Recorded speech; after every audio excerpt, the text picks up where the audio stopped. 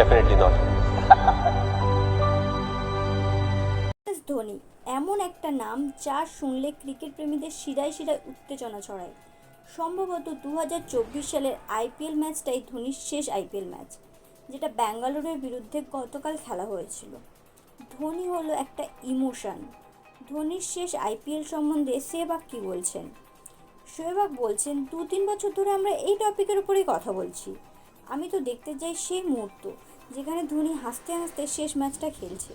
আর ধোনির জন্য next match খেললেও অল দ্য বেস্ট, আর যদি না খেলে তাও ভবিষ্যতের জন্য অল দ্য বেস্ট। দীপক চাহারের উক্তি, ধোনি ভাই এখনও 2-3 বছর খেলতে পারে, ওনার কাছ থেকে অনেক কিছু শেখার আছে। যাই হোক, ধোনি এখনও সেরকম অ্যানাউন্স করেনি। আমরা সবাই চাই ধোনি এখনও মাঠে নামুক। আমরা আবার পরের বছর আইপিএলের অপেক্ষায় থাকবো ধোনির খেলা দেখার জন্য। আজকের ভিডিও এই পর্যন্ত। ভিডিও ভালো লাগলে অবশ্যই চ্যানেলটা লাইক সাবস্ক্রাইব করে দিও।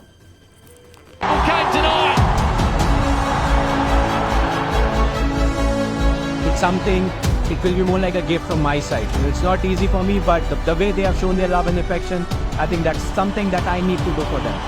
Almost like the king has made an appearance before his adoring subjects.